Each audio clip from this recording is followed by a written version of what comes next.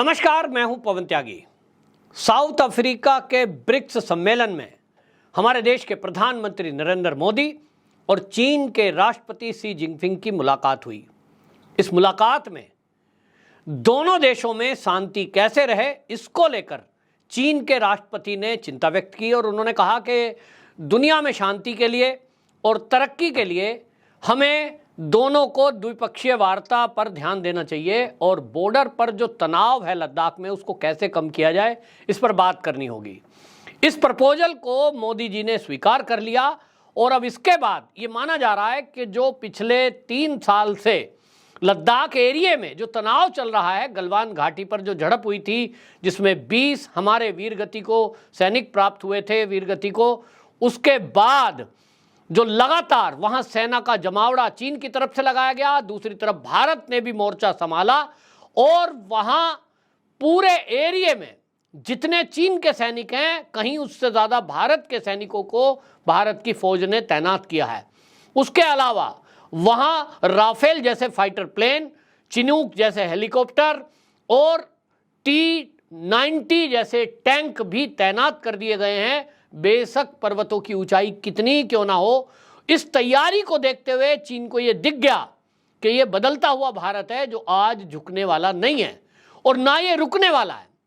एक तरफ भारत की तरफ से जहां सेना की तैयारी थी कि वो चीन की आंख में आंख डालकर बात कर रहा था कि यदि आपने एक कदम भी बढ़ाया तो अब भारत हमला करेगा। और यहां आपको यह भी बता दूं कि जो चीन की सेना है वो केवल दिखाने के लिए है, लड़ने के लिए नहीं है। उसके पास लड़ाई का कोई अनुभव नहीं है। दूसरी तरफ भारत है। भारत हर मोर्चे पर हमेशा, चाहे वो कारगिल की चोटियां हो, फिर चाहे वो -40 डिग्री टेम्परेचर का लद्दाख एरिया हो, चाहे फिर वो राजस्थान का 40 डिग्री टेम्परेचर का रेगिस्तान हो, हर जगह भारत की सेना को लड़ने का अनुभव है। और भारत के पास ऐसे बेहतरीन सेना के सैनिक हैं कि उनका ट्रांसफर जगह जगह होता रहता है, वो हर परिस्थिति में लड़ने के लिए तैयार हैं। और चीन ने जब ये देखा तो वो अपना रवैया बदला है, क्योंकि वो पिछले 2-3 साल से इसी ट्राई में था 2020 के बाद से कि भाई ये दबाव में आ जाएंगे और दबाव में आने के बाद ये वापस चले जाएंगे। संसाधन तो भारत के पास है नहीं, सड़कें वहां बनाई नहीं गई। कांग्रेस के कार्यकाल में कोई भी बॉर्डर एरिया में सड़कों का विस्तार नहीं किया गया, ना रिपेयरिंग हुई ना बनाई। तो इसलिए उसको लगता था कि ये भारत है, ये तो गरीबों का देश है और ये पीछे हट जाएगा। लेकिन हुआ उल्टा, भारत ने मुंह तोड़ जवाब दिया। दूसरी तरफ चीन को ये दिखा दिया कि आप जो भारत को सोच रहे हो ये बदलता हुआ भारत है जो चंद्रयान 3 भेजता है, उसके पहले चंद्रयान 2, चंद्रयान 1, और ये एक तरफ चल रहा है, दूसरी तरफ हाईवेज बनाए जा रहे हैं, रेलवेज बनाए जा रहे हैं और 5वीं हम विश्व की आर्थिक स्थिति पर पहुंच चुके हैं। और इसलिए सेना का बजट लगातार बढ़ाया गया।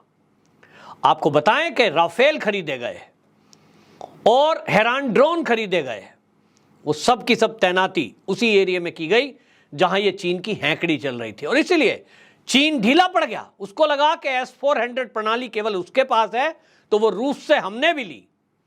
और इसलिए जहां एक तरफ भारत ने अपनी S-400 रक्षा प्रणाली को तैनात किया, दूसरी तरफ हैरान ड्रोन तैनात कर दिए, तीसरी तरफ वहां मोर्चे पर जो चोटियां हैं जहां उसके सैनिक बैठे हैं, चीन के सैनिकों को कोई लड़ने का तो अनुभव है नहीं। फाइटर प्लेन लिए बैठे हैं, टैंक तोप लिए बैठे हैं, गाड़ियां उनके पास हैं, लेकिन लड़ने का अनुभव इसी को कहते हैं कि गलवान घाटी में जो झड़प हुई थी उस समय वो चोरी छिपे हमारी सीमा में घुसने की कोशिश में था और 20 सैनिक मात्र हमारे वहां विजिट करने, गश्ती दल जो था वो गया था। 300 के करीब चीन के सैनिक थे और निहत्थे थे, क्योंकि एक LAC पर नियम बनाया था दोनों देशों ने कि कोई भी हथियार लेकर वहां गश्ती दल का जो बेड़ा है वो लोग नहीं जाएंगे। तो भारत के सैनिक खाली हाथ थे, दूसरी तरफ चीन के सैनिक हथियार नहीं ले रहे थे, लेकिन बड़ी चालाकी से उनके हाथ में लोहे की रॉड थी और डंडे थे जिससे उन्होंने हमला किया। लेकिन हमारे भारत के सेना के बहादुर जवानों ने 20 ने 300 का मुकाबला किया और 150 को मार गिराया। ये अपने आप में एक रिकॉर्ड है। इससे चीन की सेना में इतना हड़कंप मच गया कि भारत के सेना के सामने आने की, टिकने की कोई हिम्मत नहीं कर रहा था। एक तरफ वहां -40 डिग्री टेम्परेचर, जहां चीन के सैनिक टिक नहीं रहे थे, हर 24 घंटे में वहां सैनिक बदलने पड़ते हैं उसको। और हमारे सैनिक वो हैं जो कश्मीर में बैठे हैं, जो लद्दाख में बैठे हुए हैं, जो आपके बता दें कि बहुत ऐसे क्षेत्र हैं जहां पहाड़ी पर रहने की उनको आदत है। तो इसलिए अब चीन को जब ये दिख गया कि वो किसी भी तरह से भारत में ना तो घुसपैठ कर पाएगा, ना वो भारत को डरा पाएगा, भारत ने सेना का बजट लगातार बढ़ाया और अब तो भारत ने चीन के लिए वहां तैयारी ये कर दी कि हमारा जो है पहले से वहां जो है एयरबेस जो था, आपको बता दें लद्दाख में 2 एयरबेस अभी तक थे हमारे, एक लेह में और एक परतापुर में। अब ये दोनों एयरबेस जो आज कांग्रेस कहती है मोदी ने क्या किया, उस एयरबेस है लेकिन 100 किलोमीटर दूर है बॉर्डर से। यानी एयरबेस पर अगर फाइटर प्लेन उतरेंगे, हेलीकॉप्टर उतरेंगे, वहां से फिर गाड़ियों से हमारे सैनिक जाएंगे। अब सोचिए 100 किलोमीटर पहाड़ पे जाना कितना देर लगेगी। दूसरी तरफ चीन है जिसने अपने एयरबेस बिल्कुल LAC पे बना दिए अपने क्षेत्र में। तो अब भारत ने भी ये काम कर दिया और भारत ने ये तय किया कि जो लैंडिंग ग्राउंड है, लैंडिंग ग्राउंड मतलब वहां हमारा एयरबेस नहीं है लेकिन बस हेलीकॉप्टर उतरा, फाइटर प्लेन उतर रहा है और उससे सैनिक उतर रहे हैं। तो लैंडिंग ग्राउंड को अब एयरबेस बनाने का जब भारत की जो सरकार है उसने निर्णय लिया, तो दौलत बेग ओल्डी वहां से मात्र 9 किलोमीटर दूर चीन का बॉर्डर है। दूसरा है फुक्चे, वहां से 14 किलोमीटर है और तीसरा है न्योमा, वहां से मात्र 35 किलोमीटर। ये न्योमा से 35 किलोमीटर केवल चीन का बॉर्डर है। अब ये 3 जगह जो हमारा केवल लैंडिंग ग्राउंड था उसको एयरबेस बनाने का निर्णय हुआ है, काफी काम हो चुका है। और इसके अलावा आपको बता दूं C-130, C-17, चिनूक, अपाचे और राफेल, ये अपाचे हेलीकॉप्टर है मैंने बताया, ये तैनात किए गए, राफेल वहां तैनात कर दिए गए। इसके अलावा आपको बताएं कि वहां पर लेह में, न्योमा में जो बॉर्डर है वहां पर धनुष तोप, भीषम टैंक और T-90 टैंकों की तैनाती कर दी गई। और ये चीन के पास नहीं है, ये भारत के पास है। और इसलिए इस तैयारी को देखते हुए चीन के रुख में बदलाव आया है। जो चीन आंखें दिखाने की बात करता था, हैंकड़ी की बात करता था, उसके राष्ट्रपति ने, शी जिनपिंग ने खुद आगे बढ़कर मोदी जी को कहा कि भाई हम जो है शांति रखना चाहते हैं। देखिए क्या कहा उन्होंने, आम हितों को पूरा करने के लिए और दुनिया की शांति और स्थिरता के लिए दोनों पक्षों को बैठकर इस पर बात करनी चाहिए कि वहाँ जो बॉर्डर एरिया में हमारे सैनिक बैठे हैं वहाँ उनकी कटौती कैसे की जाए। तो भाई शुरुआत तो आप ही ने करी थी। भारत के तो सैनिक वहाँ हमेशा एक गश्त करने जाते थे, गश्त करके वापस आ जाते थे। जब देखा कि जो वहाँ झील है, पेंगोंग झील, और उसके आसपास आप जो है अपनी सेना का जमावड़ा कर रहे हैं, वहाँ गाड़ियाँ खड़ी हो रही हैं, वहाँ ट्रक आ रही है, वहाँ गश्ती जीप आ रही है और वहाँ फाइटर प्लेन ला रहे हैं, तो फिर भारत भी क्या करेगा।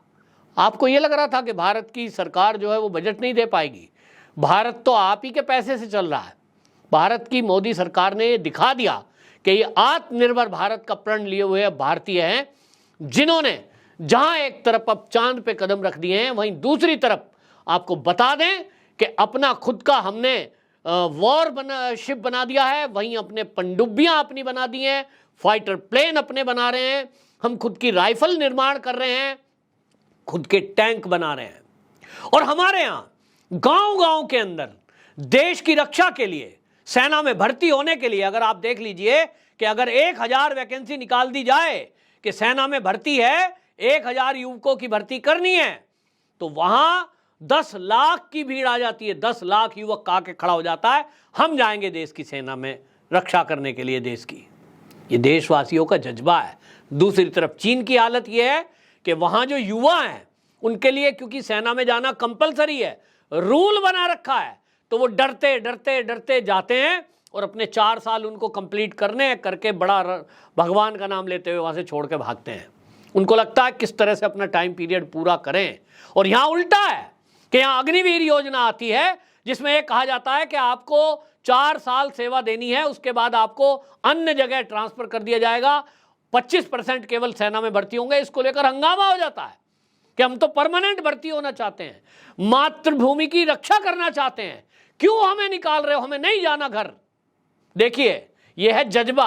और इस जज्बे को देखते हुए चीन झुक गया है, हमारे देश के प्रधानमंत्री से मुलाकात की और वार्ता की, खुद उन्होंने पहल की, मोदी जी से आग्रह किया है और इस आग्रह को अब मोदी सरकार ने स्वीकार किया है। लेकिन यह भी तय हुआ है कि पहले चीन अपनी सेना को पीछे हटाएगा तो ही हम पीछे कदम हटाएंगे। यानी जो हमने आमने सामने हम वहां बैठे हुए हैं LAC पर, चीन अपनी सीमा में बैठा है, हम अपनी सीमा में बैठे हैं, पीछे जितने सैनिक वो हटाएगा उतने हम हटाएंगे, जितना फाइटर प्लेन वो पीछे हटाएगा हम हटाएंगे, नहीं हटाएगा तो नहीं हटाएंगे। 3 साल से बैठे हैं, 30 साल भी बैठेंगे अपनी मातृभूमि की रक्षा के लिए और 1 इंच भूमि किसी को नहीं देने देंगे। दूसरी तरफ आप ये देखिए कि राहुल गांधी की बेशर्मी देखिए कि वो वहां लद्दाख के एरिया में आजकल भ्रमण पर गए हुए हैं, क्योंकि भारत जोड़ो यात्रा में वो नहीं गए थे, तो कहते हैं मैं वहां आजकल जा रहा हूं। और हालांकि उसके पीछे के और कारण है, मैं पहले भी बोल चुका हूं कि वहां वो राजनीतिक कारणों से गए हैं, जैसा उनका काम है केरोसिन छिड़कना और वो सब बोलते हैं, वो उसी अभियान में गए हैं। कुछ दिन बाद, मेरे सूत्र बता रहे हैं कि कुछ दिन बाद वहां भी एक आंदोलन शुरू होने वाला है, नॉर्थ ईस्ट की तरह विशेष शक्तियां प्राप्त करने के लिए, मांग करने के लिए। वहां पर किस तरह से आंदोलन किया जाए, किस तरह से डिस्टर्बेंस किया जाए, अंदर अंदर कुछ लोग वहां लगे हुए हैं। राहुल गांधी उन्हीं से मीटिंग करने, ऐसा कहा जा रहा है, वही बातचीत करने के लिए वहां गए हुए हैं। और वो भाषा उन्होंने वहां जाकर चीन की बोल दी। उन्होंने कहा, देश के प्रधानमंत्री जब ये कहते हैं कि भारत की 1 इंच भूमि भी किसी चीन ने नहीं कब्जाई है, वो झूठ बोलते हैं। अब आप सोचिए, चीन के बॉर्डर पर लद्दाख में जाकर देश का एक राजनीतिक दल का नेता वहां खड़े होकर यह कह रहा है कि भारत का प्रधानमंत्री झूठ बोल रहा है, चीन ने हमारी जमीन कब्जाई है। हो सकता है देश के प्रधानमंत्री झूठ बोल सकते हो, मैं उस बात को एक तरफ रखता हूं, लेकिन क्या राहुल गांधी ये बताएंगे क्या सेना के अध्यक्ष भी झूठ बोल रहे हैं? जो आज सेना के अध्यक्ष हैं वो ये कहते हैं 1 इंच भी हमारी भूमि किसी ने कम से कम मोदी सरकार आने के बाद तो नहीं कब्जाई है। हां, आप ये कहते हैं कि मोदी झूठ बोल रहे हैं, मोदी तो इस विषय में बोल ही नहीं रहे। हमारे देश के रक्षा मंत्री ने संसद में बोला है 1 इंच भूमि के अंदर भारत की सीमा में चीन की सेना नहीं घुस पाई है, हमारे सैनिक बहादुरी से मुकाबला कर रहे हैं। तो राहुल गांधी सेना का अपमान करते हैं, रक्षा मंत्री का अपमान करते हैं और आप सेना के अध्यक्ष का भी अपमान करते हैं जब ये कहते हैं कि चीन की सेना ने हमारी जमीन कब्जा ली है। ये अपमान कर रहे हैं। और राहुल गांधी की और कांग्रेसियों की ये आदत बन गई है कि वो वामपंथियों के सुर में सुर मिलाकर इस तरह से देश की सेना का अपमान कर रहे हैं। जो लोग -40 डिग्री टेम्परेचर में होते हुए भी वहां चीन की आंखों में आंखें डाले बैठे हुए हैं कि वो 1 इंच भी हमारी सीमा में ना घुस पाए, वो राहुल गांधी उन सैनिकों का अपमान कर रहे हैं जो हमारे देश के लिए त्याग कर रहे हैं। राहुल गांधी ये कह रहे हैं कि भारत की हजारों किलोमीटर जमीन कब्जा ली है। बिल्कुल ठीक है राहुल गांधी, कब्जाई कब है? 1962 में 38,000 वर्ग किलोमीटर। आप कह रहे हो ना, हां, मोदी जी को बोलना चाहिए। वो बार बार कहते हैं मोदी झूठ बोल रहे हैं, तो मोदी जी ने तो बोला ही नहीं है। लेकिन अब मोदी जी को राष्ट्र को संबोधित करते हुए बोलना चाहिए कि ये राहुल गांधी बार बार जो सवाल कर रहा है कि चीन ने भारत की जमीन कब्जा ली, वो कब्जा ली है नहीं थी। कब? उसकी डेट भी बताएं, उसके हालात भी बताएं। 38,000 वर्ग किलोमीटर ये कब्जा हुआ था जब कांग्रेस की सरकार केंद्र में थी। मोदी जी की सरकार 2014 के बाद से 1 इंच भूमि भी किसी दुश्मन देश ने हमारी कब्जाई नहीं है। और ये सच है, ये मैं नहीं कह रहा हूं, ये सेना के अध्यक्ष कह रहे हैं, ये सभी पूर्व सैनिक अधिकारी कह रहे हैं, ये पूर्व इंटेलिजेंस IB के अफसर कह रहे हैं और देश के रक्षा मंत्री कह रहे हैं। तो राहुल गांधी क्यों चीन की भाषा बोल रहे हैं? ये जवाब कांग्रेस, मल्लिकार्जुन खड़गे और राहुल गांधी को जरूर देना चाहिए। और देशवासियों को भी सैनिकों के अपमान का बदला जरूर लेना चाहिए। जब वो वोट डालने जाएं तब बटन दबाएं और बटन दबाकर बताएं कि ऐसी कांग्रेस हमें देश में नहीं चाहिए जो सैनिकों का अपमान करती हो। आपकी क्या राय है? कमेंट बॉक्स में जरूर बताएं। वंदे मातरम।